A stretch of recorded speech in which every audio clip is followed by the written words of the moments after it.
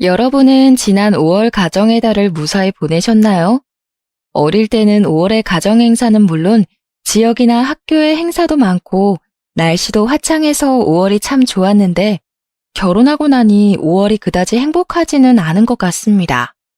사실 저는 가정의 행복을 기원한다는 가정의 달 5월에 시부모님과 연을 끊게 되었어요.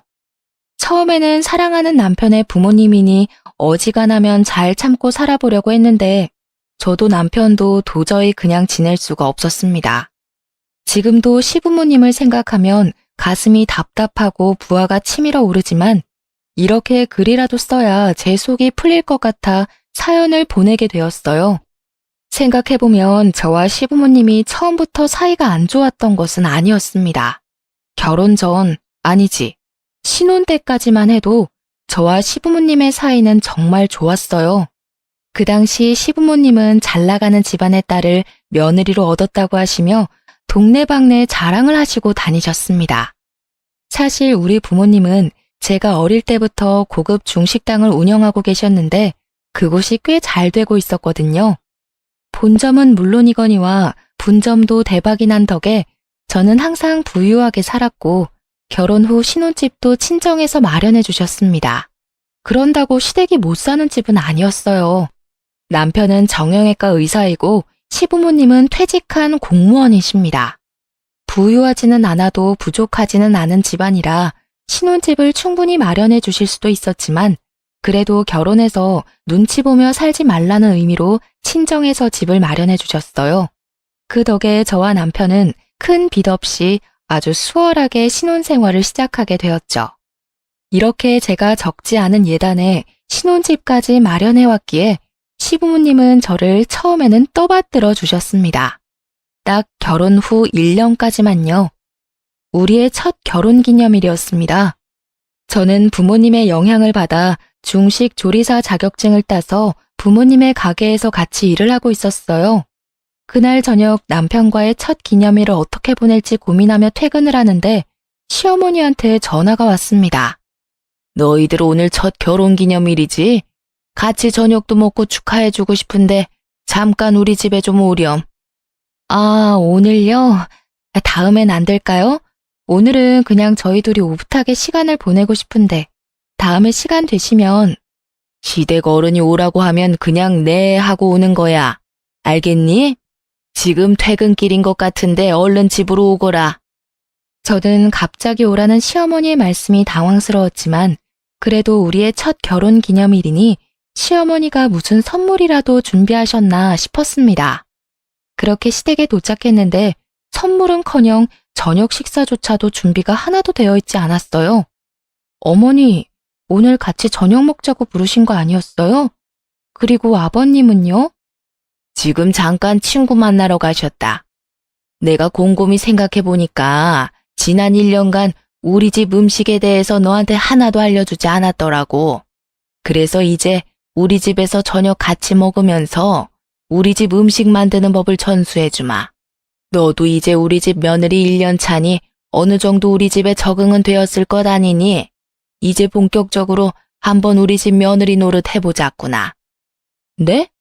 그럼 지금부터 재료 손질을 하고 음식을 만들자고요? 그래.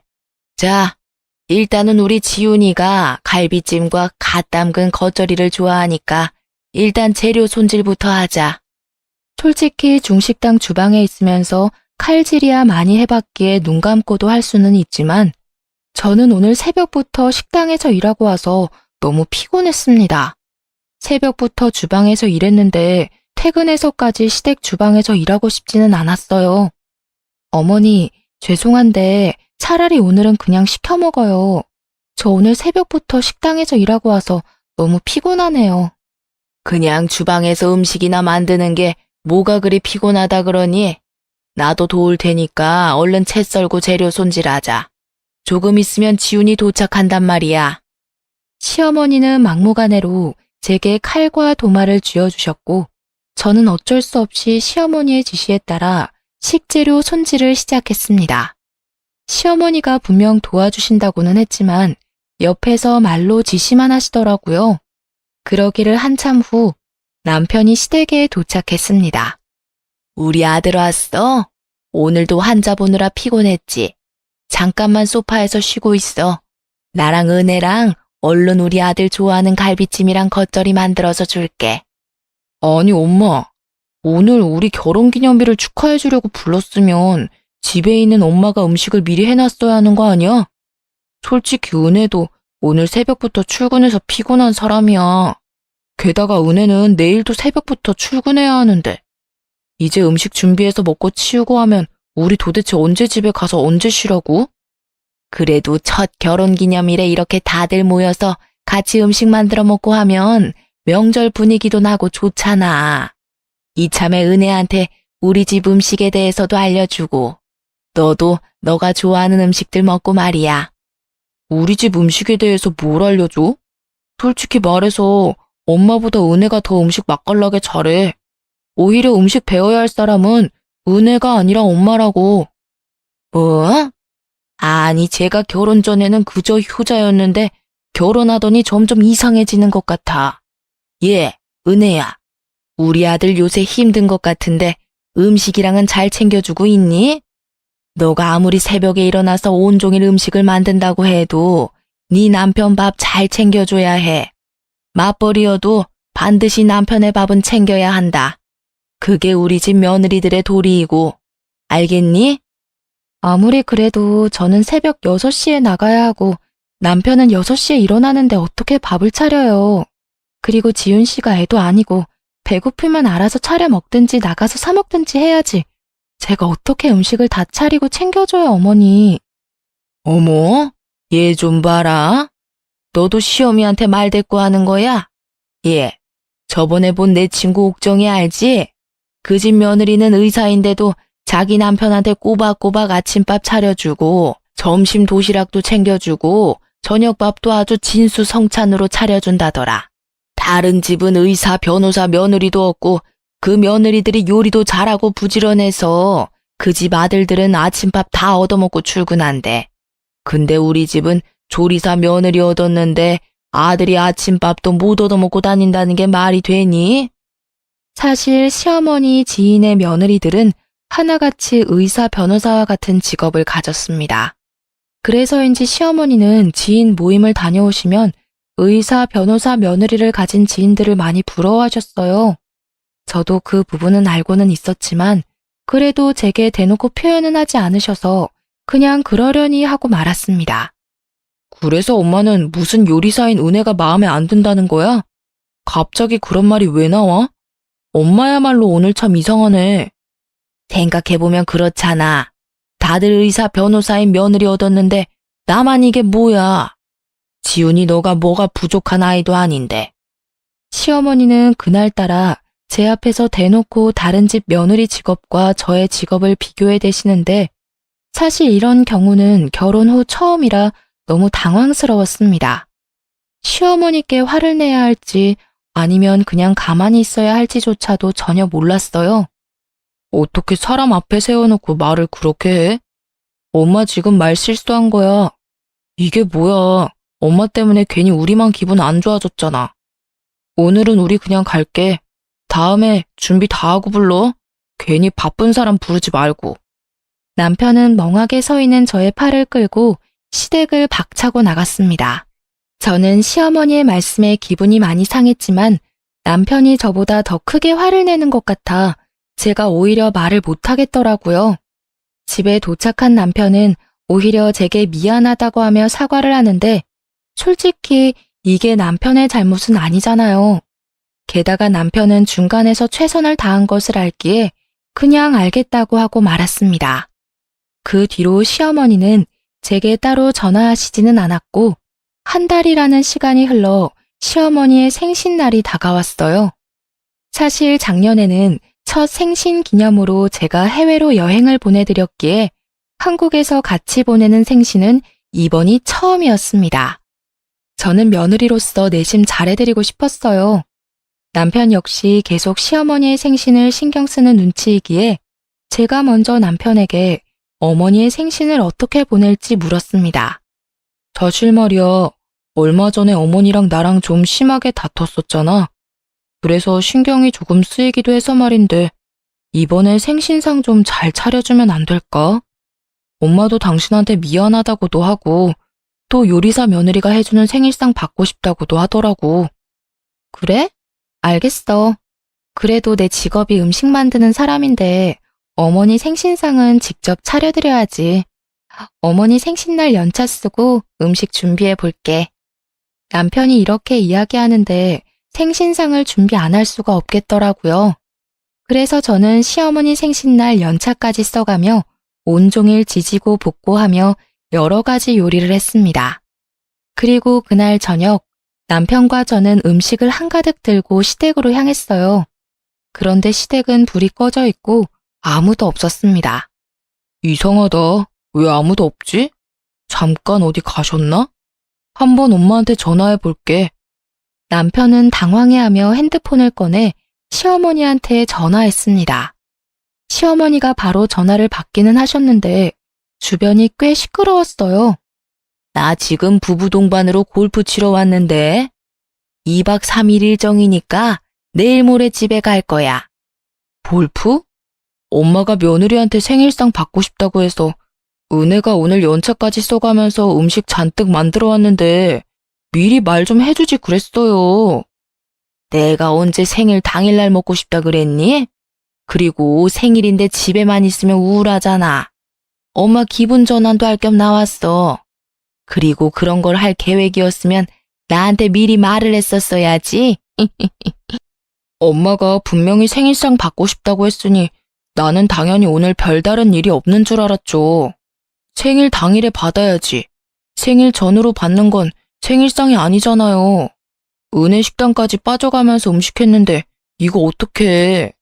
은혜가 뭐 남의 돈 받는 직장을 다니는 것도 아니고 그래봤자 사장님이 지 부모님인데 뭐 그거 하나 이해 못 해주겠니? 아무튼 요리하느라 고생은 했겠네. 냉장고에 넣어두고 가. 냉장고에 잘 보관하면 3, 4일 정도는 문제 없을 거야. 나 바쁘니까 끊는다. 아 참, 은혜한테 집에 온 김에 청소 좀 하고 가라고 해라. 시어머니와 전화를 끊고 남편은 저를 보며 미안해서 어쩔 줄 몰라 했습니다. 사실 아무리 부모님 식당이라지만 부모님과 저만 일하는 것도 아니고 다른 직원들도 있어서 연차 쓸 때 눈치 보이는 것은 마찬가지였거든요. 그렇게 눈치 보며 연차 쓰고 온종일 불 앞에서 열심히 요리했는데 결과는 시어머니 얼굴도 못 보고 이렇게 나오니 참 허무했습니다. 그래도 남편이 너무 미안해해서 무작정 화를 낼 수는 없겠더라고요. 미안, 내가 중간에서 말을 잘못 전달했나 보다. 오늘 식당까지 빠져가며 온종일 요리하느라 힘들었을 텐데 이를 어째? 이렇게 될 줄 알았나 뭐. 어쩔 수 없지. 그냥 냉장고에 음식 넣어두고 우린 얼른 가자. 같이 얼른 음식 준비하고 우리끼리 맛있는 거 먹으러 가자. 우리 여보 오늘 정말 고생 많았으니까 내가 오늘 풀코스로 쏠게. 그날 밤 남편과 저는 제가 평소에 좋아하는 양고기와 시원한 맥주를 먹으며 음식하며 쌓인 피로도 풀고 화를 식혔습니다. 사실 많이 짜증났지만 그래도 남편이 제 옆에서 제 편이 되어주어서 정말 고마운 날이었어요.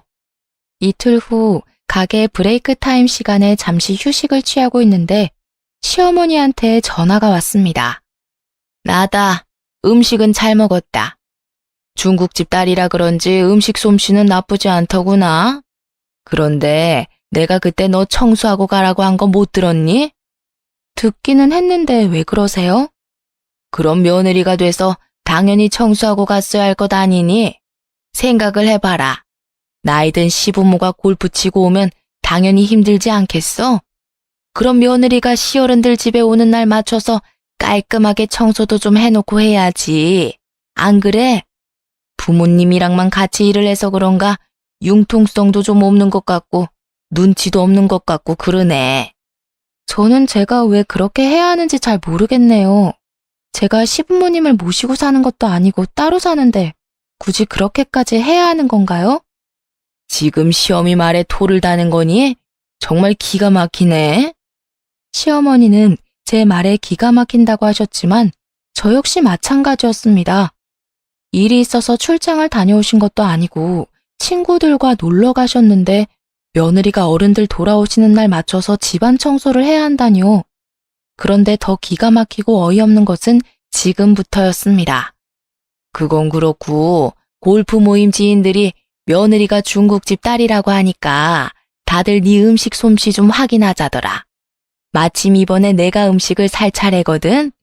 특별히 너 쉬는 날인 월요일에 지인들 초대할 테니까 너가 중화식으로다 멋들어지게 요리 좀 해와라. 네? 어머니 모임에서 제가 요리를 하라고요? 그래. 다른 집 며느리들도 다 했어. 직업이 의사의 변호사인데도 말이야. 너는 중국집 딸이니 당연히 해야 하는 것 아니니? 솔직히 그동안 너가 너무 바빠 보여서 그냥 있었는데 중국집 며느리 음식 솜씨 좀 보자고 난리란다. 참, 자식들이 의사의 변호사고 잘 살아서 입맛이 고급이거든? 그러니까 짜장이나 짬뽕 같은 흔한 음식 말고 유산슬이나 양장피, 이런 고급 요리로 준비해야 한다. 시어머니는 저에게 황당한 부탁을 하시고 전화를 끊으셨습니다. 저는 기가 막혀서 바로 남편에게 이 사실을 알렸어요. 남편은 저보다 더 어이없어하며 일단 본인이 어머니와 통화를 해보겠다고 했습니다. 잠시 후 남편에게 전화가 왔어요. 진짜 미안한데 이번 한 번만 당신이 수고 좀 해주면 안 될까? 생각보다 엄마가 많이 강경하시네. 엄마가 그동안 거기 모임에서 다른 집 며느리들 밥상 받으면서 부러웠었나 봐. 솔직히 음식은 다른 집 며느리들보다 당신이 훨씬 더 잘하니까. 그 사람들한테 자랑하고 싶으셔서 그러시는 것 같아. 남편의 말을 들어보니 며느리로서 시어머니의 지인분에게 밥 한 번 차려드리는 건데 그게 뭐 그리 어렵나 하는 생각이 들었습니다. 게다가 저는 요리하는 직업을 가졌잖아요. 그래서 기왕 이렇게 된 김에 시어머니의 어깨가 으쓱해지도록 최선을 다해 준비해야겠다고 생각했습니다. 알겠어. 정 그렇다면 음식하지 뭐. 그럼 그날 같이 가줄 수는 있는 거지? 월요일이랬지. 아, 맞다. 그날 나 지방으로 의료봉사 가는 날이야. 당신 혼자 가야 할 것 같은데 어쩌지? 병원에서 단체로 움직이는 거라 미룰 수가 없어서. 의료봉사인데 어쩔 수 없지. 알겠어. 어떻게든 한번 해볼게. 결국 엄마의 도움을 받아 음식을 준비하게 되었습니다. 저는 쉬는 날도 반납하고 요리하시는 엄마에게 너무 죄송해서 혼자 하려고 했는데 엄마는 이럴 때 며느리 노릇 잘해야 평생을 편하게 살 수 있다고 하시며 두 팔 걷어 도와주셨어요. 엄마와 함께 요리를 마친 후 중국 요리와 잘 어울리는 고량주도 준비했습니다. 중국 술이 도수가 높긴 하지만 목 넘김이 좋고 오늘 준비한 음식과 잘 어울려서 곁들여 마시면 아주 좋겠다고 생각했거든요. 이렇게 술에 후식까지 완벽하게 챙겨서 시댁으로 가려는데 음식이 너무 많아 도무지 혼자서 옮길 수가 없겠더라고요. 그래서 어쩔 수 없이 엄마와 함께 시댁에 가게 되었습니다. 어머, 사돈도 오셨어요?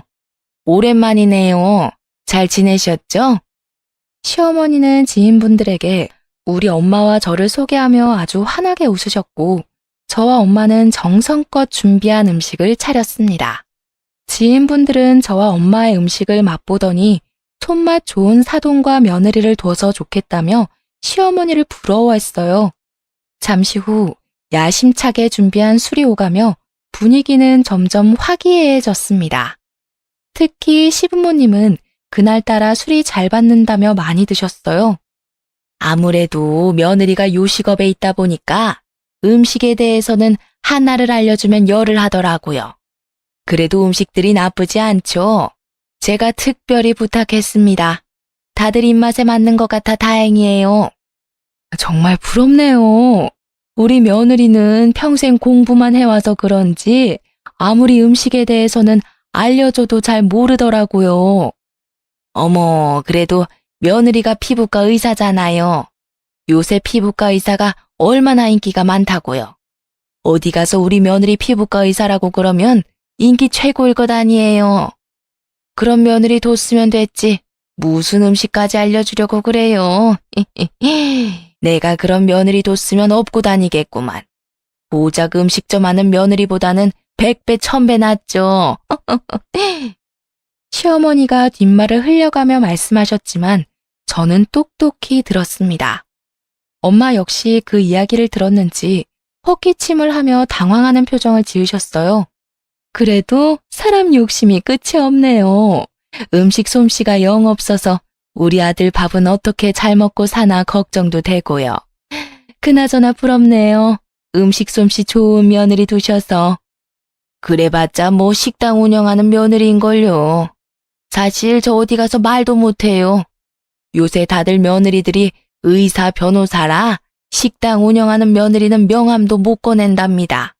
안 그래요, 여보? 그렇지. 요새는 어쩜 며느리들이 잘 나가는지 몰라. 여기 계신 분들, 며느리들도 다들 사자 직업 가졌잖아요. 솔직히 짱깨집 딸보다는 의사, 변호사가 훨씬 낫지. 안 그래요? 시부모님은 술에 취하셨는지 얼굴이 벌개져서는 대놓고 저와 엄마의 직업을 무시했고 그 자리에 있던 저와 엄마는 점점 기분이 상해 표정 관리가 안 되기 시작했습니다. 저와 엄마의 표정이 변한 것을 눈치챈 시어머니의 지인들은 서둘러 저와 엄마를 칭찬했어요. 에이, 맛있는 음식 만들어서 기쁨을 주는 요리사라는 직업도 멋진 직업이죠. 게다가 요즘같이 어려운 시기에 식당을 계속 운영하는 게 얼마나 힘든 일인데요. 저는 며느리와 사돈이 정말 대단하다고 느껴지는걸요. 대단은 무슨. 요새는 지방 구석에 가도 다 있는 짱깨집 사장이 뭘 그리 대단하다고. 옛날에 못 살 때야 짱깨집 하면 우아했지만 지금 짱깨 요리는 솔직히 개나 소나 먹는 음식이지 뭐. 안 그려? 아버지, 지금 뭐라고 하셨어요? 개나 소나 먹는 음식이요? 지금 이게 다 얼마짜린지 아세요? 뭐 많아봤자 5만 원 정도 하겠지. 5만 원이요? 이거 다 고급 요리라 다 더하면 60만 원이에요. 저는 최선을 다해 고급 음식을 준비했는데 개나 소나 먹는 음식이라는 소리를 들으니 기분이 너무 나쁘네요. 시아버지는 제 말에 콧방귀를 끼며 여전히 술에 취해 의사, 변호사 며느리를 얻지 못한 아쉬움을 드러냈습니다. 이깟 60만 원짜리 한 끼 식사가 뭘 대수라고. 내가 의사, 변호사 며느리만 얻었으면 이딴 음식 맨날 먹을 수 있어. 알아? 참나. 이봐요. 나이 먹고 술 취했으면 곱게 취할 것이지 어디서 지금 술주정이야. 그렇게 의사 며느리 얻고 싶으셨으면 왜 우리 은혜랑 왜 결혼시켰어? 우리는 처음부터 은혜 쟤 마음에 안 들었어. 우리는 우리 아들과 동급인 의사나 변호사와 결혼시키려고 했다고. 그런데 전현이 우리 지훈이를 어떻게 꼬셨는지는 몰라도 지훈이가 전현 없으면 못 살겠다잖아.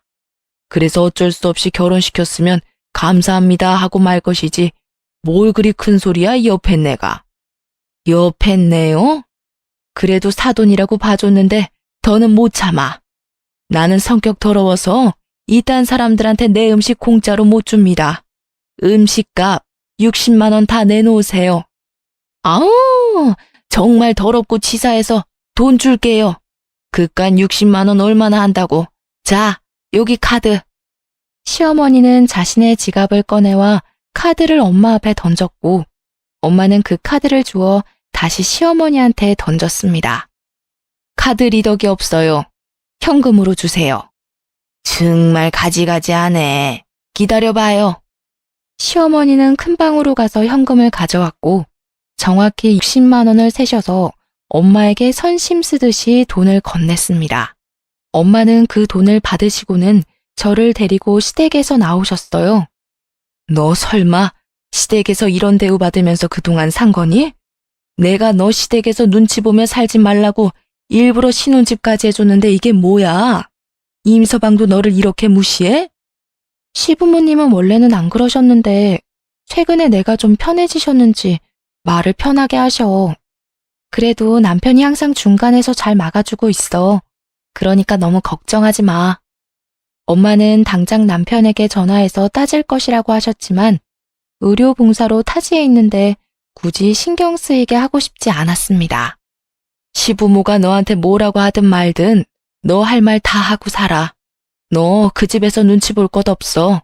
임서방도 너 안 도와주면 당장 이혼해. 알겠어? 많이 화가 나고 흥분한 엄마를 겨우 진정시키고 엄마는 친정집에, 저는 우리 집에 도착했습니다. 집에 와서 잠시 쉬고 있는데 시어머니한테 전화가 왔어요. 저는 왠지 시어머니가 술에 취해 고운 말을 하지 않을 것 같아 녹음 버튼을 눌렀습니다. 너는 지금 내 모임을 이렇게 박살내놓고 그냥 가버리냐? 너랑 너네 엄마 때문에 분위기가 완전 이상해졌잖아. 빨리 와서 사과 못해? 먼저 우리 집 무시한 건 어머니 아버지세요. 어떻게 사람을 앞에 두고 의사 변호사 며느리를 바랬다는 소리를 하세요? 그럼 우리가 뭐 잘못이라도 했다는 거야? 아이고, 며느리 무서워서 무슨 말을 못하겠네. 어쨌든 우리가 술 취해서 뒷정리 하나도 못할 것 같으니 와서 뒷정리 좀 해라. 의사 변호사 며느리도 아닌데 그 정도는 해야 하지 않겠어? 제가 왜 뒷정리를 하러 다시 가야 하는데요? 말이 돼요? 왜 말이 안 돼? 식당에서도 손님이 밥 다 먹으면 직원들이 와서 치우잖아. 넌 오늘 우리 모임을 위한 직원으로 왔으니까 얼른 와서 치우라고. 시어머니는 술에 취해서 말 같지도 않은 소리를 주저리 하고 계셨고 더는 대화할 필요가 없다고 생각되어 전화를 끊었습니다. 그 후 몇 번의 전화가 더 왔지만 저는 받지 않았어요. 다음 날 남편이 의료봉사를 마치고 집으로 돌아왔습니다.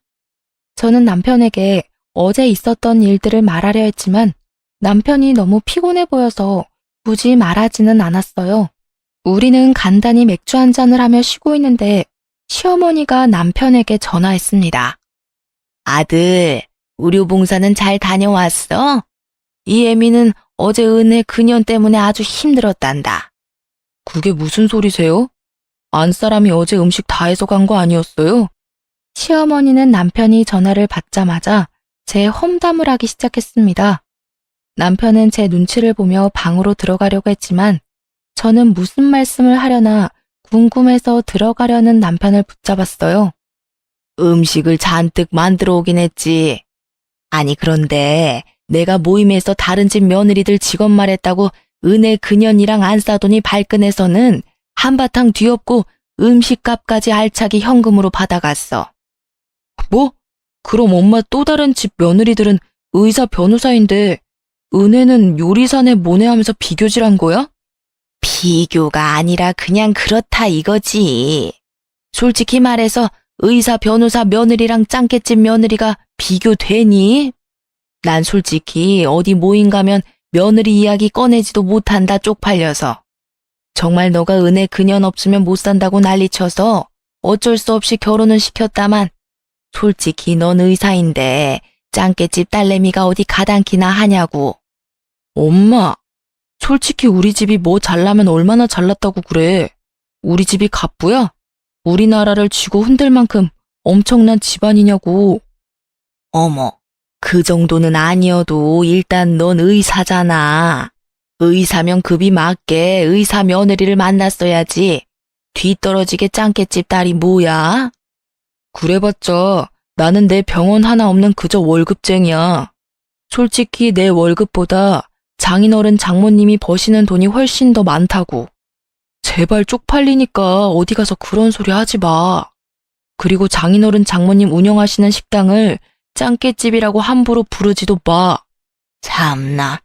꼬리 100개는 달린 여우 같은 년이 너를 제대로 구워 삶았나 보다. 야, 너도 정신 차리고 살아 이 모질이야. 엄마가 널 그렇게 바보같이 가르치든? 지금 바보 같은 사람은 내가 아니라 엄마와 아버지예요. 지금 시대가 어느 시대인데 사람을 직업으로 차별해? 밖에서 그런 소리 하고 다녔다가는 욕 한 바가지 먹어요. 아시겠어요? 야, 아유 진짜 자식이라고는 하나밖에 없는데 그놈이 여자한테 홀딱 홀려서 이 애미 속도 몰라주고. 니네 아빠랑 술이나 마저 마셔야겠다. 시어머니는 한바탕 소리를 고래고래 지르시더니 전화를 끊으셨고 저는 남편에게 어제 있었던 모든 일을 다 말했습니다. 그리고 어제 시어머니와 통화하며 녹음했던 파일까지 다 들려주었어요. 남편은 술에 취해 저에게 오만 가지 소리를 다하는 시어머니의 목소리를 듣더니 갑자기 주먹을 꽉 쥐었습니다. 그러고서는 전화기를 들어 시어머니한테 전화를 걸었어요. 엄마한테 미안하기는 한가 보지? 이렇게 바로 전화하는 것을 보면 말이야. 아니요, 미안은 무슨. 저 이제 엄마와 영 끊겠어요. 정말 예전부터 느꼈지만 엄마 말이나 행동 하나하나 너무 쪽팔려. 다시는 저나 은혜에게 전화하지 마세요. 우리가 어떻게 살든 신경 쓰지 마시라고요. 남편은 시어머니한테 연을 끊겠다는 소리를 고래고래 지르더니 전화를 끊어버렸습니다. 제가 평소에 하고 싶었지만 차마 내뱉을 수 없던 말을 남편이 시원하게 해주니 고마웠고 한편으로는 미안했어요. 만약에 남편이 저와 결혼하지 않았다면 이런 일도 없었을 거잖아요. 어찌 보면 저로 인해 부모와 자식 사이가 틀어졌으니 마냥 제가 원하는 대로 되었다고 좋아할 수만은 없겠더라고요. 남편은 속에서 열불이 난다며 생수를 들이켰습니다. 그리고 잠시 후 이번에는 시아버지한테 전화가 왔어요. 네 엄마한테 다 들었다. 이게 무슨 못돼 먹은 짓이야? 옛말에 부모와 자식 간의 관계는 천륜이라고 했다. 어떻게 네가 감히 하늘이 정한 연을 끊겠다고 해? 네가 그러고도 사람이야? 어서 네 엄마한테 죄송하다고 사과해. 사과요? 저는 제 가족을 모욕하는 아빠랑 엄마를 도무지 용서할 수가 없어요. 은혜와 장모님께 진심으로 사과할 때까지 저는 두 분 안 보고 살 거예요. 그리고 매달 드렸던 용돈도 끊을 테니 그런 줄 아세요. 더는 할 말 없으니 전화 끊습니다. 사실 우리는 결혼한 직후부터 시부모님에게 매달 용돈을 200만 원씩 드리고 있었습니다.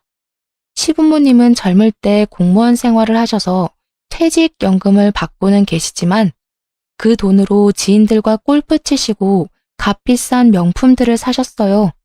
그 덕에 항상 두 분은 돈이 부족했고 그래서 우리를 만날 때마다 힘들다는 소리를 노래처럼 부르셨습니다.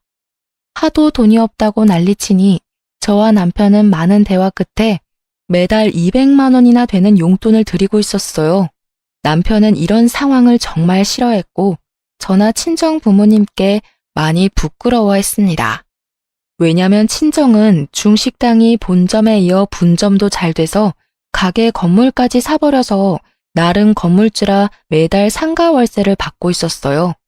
그래서 기이한 사위라며 엄마가 항상 값비싸고 좋은 것들만 듬뿍 챙겨주셨거든요. 그래도 남편이 저랑 친정 부모님께 미안해하며 중간 역할을 잘 해주어서 다달이 시댁에 큰 용돈을 보내는 것에 대해 저도 찬성을 했었습니다. 들었지? 이제 우리 집으로 용돈 200만 원 보내지 마. 차라리 그 돈 우리 저축을 하든지 투자를 하든지 해서 우리 미래를 위해서 쓰자. 알겠지? 그리고 그동안 우리 부모님이 당신한테 막말하며 상처 줬던 거 내가 대신 사과할게. 이제는 우리 둘만 바라보면서 평생 행복하게 살자. 남편의 진심 어린 사과에 저는 크게 감동하였습니다. 사실 전날 사건 이후로 엄마는 물론이거니와 아빠까지 얼른 이혼하라고 하셨어요. 그래서 남편에게 이혼하자고 말을 해야 하나 망설였는데 남편이 먼저 연을 끊겠다고 하니 저는 당연히 사랑하는 남편을 믿고 선택하기로 했습니다. 그 뒤로 남편은 칼같이 시부모님의 용돈을 끊어버렸어요. 시부모님은 다달이 들어오던 200만 원이라는 거금이 사라지자 애간장이 타셨는지 매일같이 술을 드시고는 퇴근 시간에 맞춰 막무가내로 찾아오셨습니다. 우리가 문을 열어주지 않으면 문을 열어줄 때까지 행패를 부리셨죠. 저와 남편은 이웃 주민들에게 피해갈까봐 눈치 보여서 어쩔 수 없이 시부모님이 오실 때 문을 열어드렸어요. 그렇게 시부모님은 우리 집에 오시면 항상 우리 집 물건을 죄다 부숴놓았습니다. 솔직히 그 모습을 보며 경찰에 신고해버릴까도 생각했지만 그래도 남편의 부모님인데 경찰서까지 가게 되면 얼마나 마음이 아플까 싶어 참았어요. 그러던 어느 날, 그날도 시부모님은 우리 집에 와서 깽판을 치고 계셨습니다. 아무래도 안 되겠다. 오늘 부모님 집에 가서 결판을 짓고 올 테니까 내가 늦더라도 기다리지 말고 먼저 자. 뭘 어쩌려고 그래?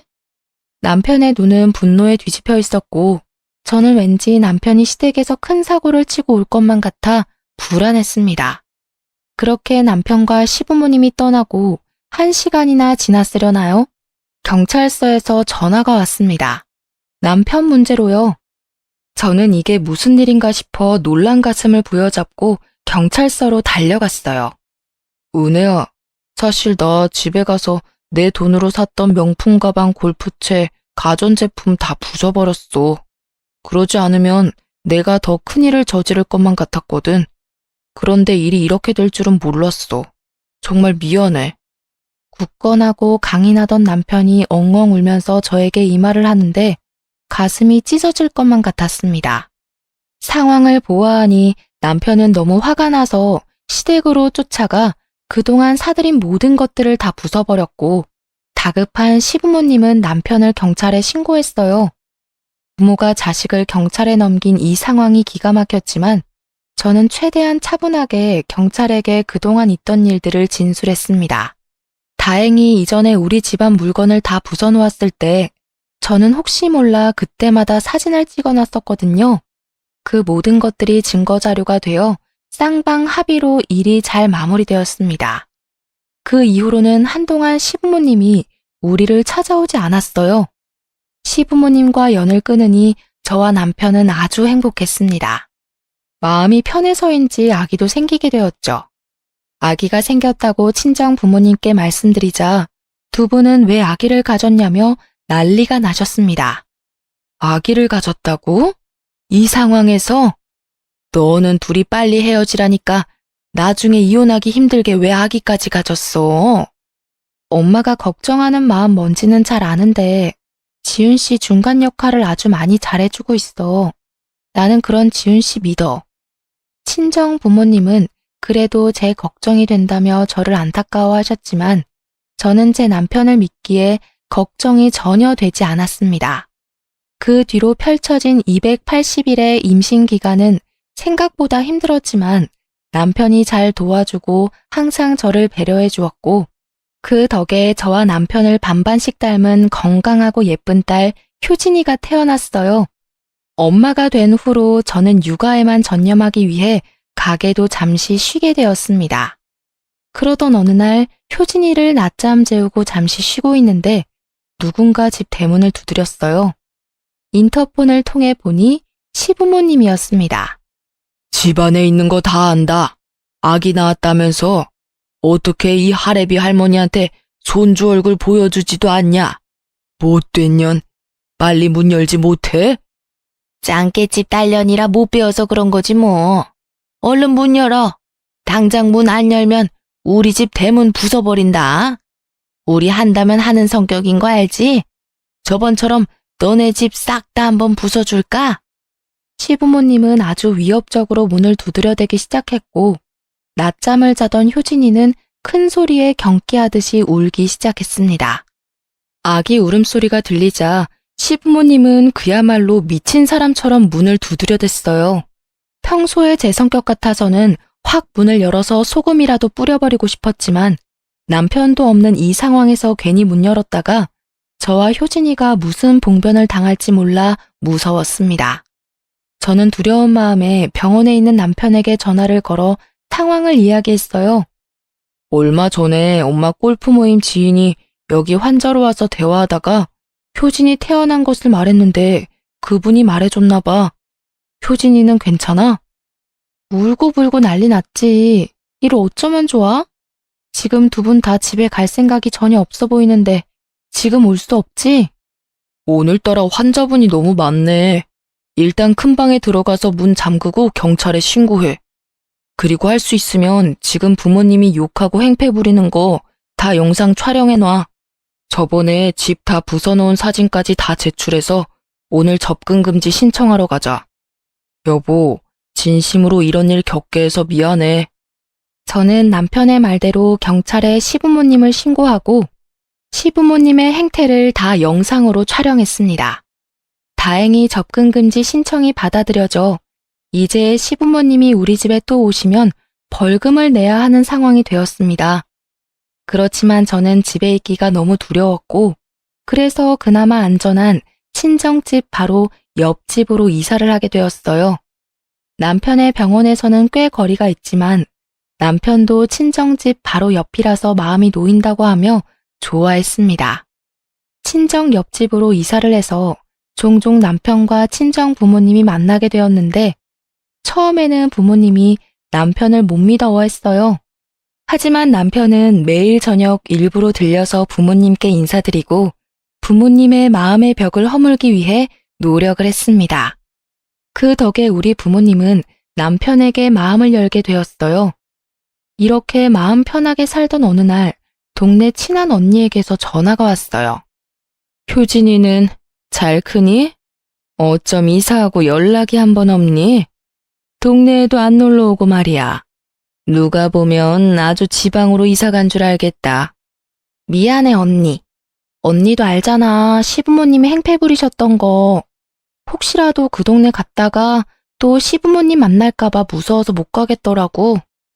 알지. 너희 시부모님 요새도 술 마시면 이 아파트 주위를 어슬렁거리고 있더라. 저번 주에는 술에 잔뜩 취해서 비틀거리며 오셔서는 아파트 정문에서 너랑 남편 찾으면서 고래고래 소리 지르고 난리도 아니었어. 동네 언니의 말에 시부모님이 더는 이전 동네로 찾아오지 못하게 해야겠다는 생각이 들었습니다. 아파트 주민들에게도 큰 민폐잖아요. 그래서 아파트 주민들이 가입한 커뮤니티에 시부모님의 사진과 그동안 했던 모든 행적을 소상히 적어서 올렸어요. 그리고 모든 내용을 A4 용지 한 장으로 간략하게 정리해서 아파트 곳곳에 붙였습니다. 물론 시부모님 사진과 함께요. 사실 남편의 부모님이니 이렇게까지는 않으려고 했는데 워낙에 시부모님이 아파트에서 행패를 부리고 다니며 피해만 주고 다니시니 남편도 글이라도 써서 붙이라고 하더라고요. 그리고 며칠 뒤 동네 언니에게 전화가 다시 왔습니다. 시부모님이 또 술에 취해서 아파트 정문에서 난동을 피웠는데 제가 붙이고 인터넷에 올린 글을 본 아파트 주민 대다수가 다들 손가락질하며 욕설을 퍼부었다고 해요. 그 뒤로 몇 달이 지났는데 지금까지는 시부모님이 아파트 근처에 나타나지 않았다고 합니다. 지금은 효진이의 재롱을 보며 아주 행복하게 살고 있어요. 친정 부모님은 처음에는 효진이를 그다지 탐탁지 않게 생각했는데 요새는 효진이의 얼굴을 조금이라도 자세히 보겠다며 효진이와 같이 거실을 기어다니시기까지 한답니다. 효진이 덕에 요새는 친정 부모님도 저도 남편도 웃을 일만 가득하네요. 2023년 남은 하반기도 효진이와 우리 모든 가족이 매일 이렇게 웃으며 살았으면 좋겠습니다.